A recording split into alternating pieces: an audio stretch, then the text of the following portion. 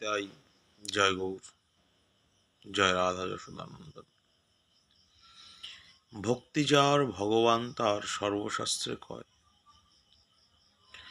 ভক্তি না থাকিলে ভগবান দেখিলেই বাকি হয়। ভগবান দর্শন দিয়েছেন পূর্বের কৃপা বলে, পূর্বজন্মের সুকৃতির বলে। ভগবান দর্শন দিলেন, কিন্তু যিনি দর্শন পেলেন ভগবানের প্রতি তার কোনো ভক্তি নাই, তার কোনো শ্রদ্ধা নাই। সে ভগবান দর্শন আর অন্ধের হস্তি দর্শন বা হস্তির গঙ্গা স্নান সমান। দুর্যোধনও দেখেছিলেন ভগবানকে, কিন্তু দুর্যোধন ভগবানকে দেখে ভগবানের ভক্তি হয় নাই, সবংশে নির্বংশ হয়েছে।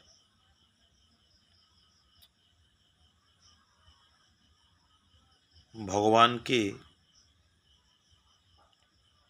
দর্শন করে তার কৃপা পাবার জন্য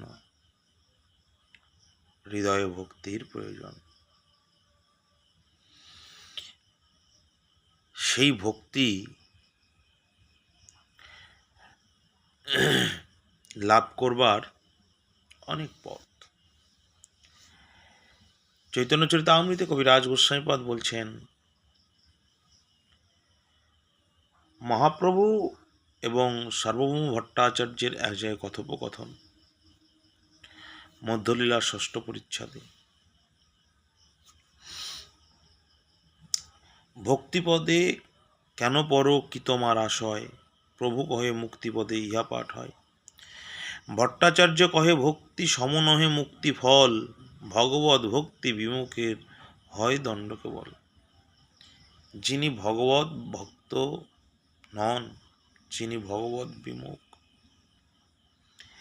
ভগবত বিমুখ বলতে আপনি ভগবানকে ভালোবাসেন, ভগবানের ভক্তকে ভালোবাসেন না, ভগবানের নামকে শ্রদ্ধা করেন না, তার প্রসাদে রুচি নাই।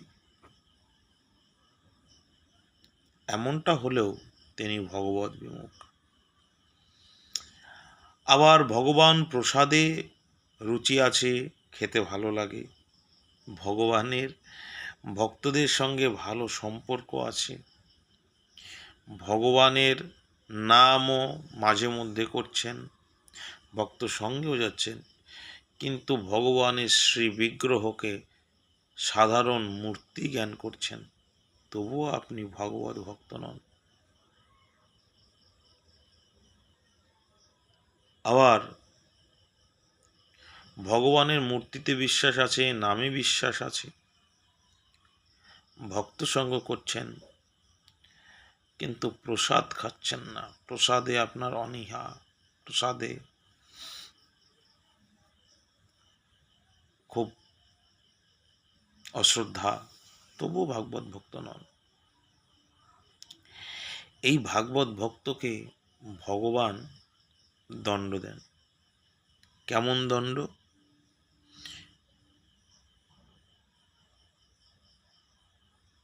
কৃষ্ণের বিগ্রহ যেই সত্য নাহি মানে, যেই নিন্দা যুদ্ধাদি করে তার শনে, সেই দুয়ের দণ্ড হয় ব্রহ্ম সাজস্য মুক্তি। অর্থাৎ ব্রহ্ম সাজস্য, ব্রহ্মের থেকে এসেছেন, জগৎ ব্রহ্মময়, তিনি ব্রহ্মে লীন হয়ে যাবেন, এইটা হচ্ছে ব্রহ্ম সাজস্য। হ্যাঁ, কারণ কবিরাজ গোস্বামী আর এক জায়গায় বলেছেন, অজ্ঞান ও তমের নাম কহিয়ে কৈতব, ধর্ম অর্থ মোক্ষ বাঞ্ছা হয় এইসব। জীবের অজ্ঞানতাই হলো মোক্ষ বাসনা, তার মধ্যে মোক্ষ বাঞ্ছা কৈতব প্রধান। অর্থাৎ কিন্তু কৈতব অর্থে কোনো না কোনো সমস্যা থেকে যাচ্ছে। অতএব ভগবানকে লাভ করবার একটাই পথ, ভক্তি। আর সেই ভক্তি, ভগবৎ ভক্তি, ভগবান স্বয়ং দিতে পারেন, আর কেউ দিতে পারেন না। তাই তো বলছেন স্বভক্তি শ্রিয়ম। জয় নিতাই।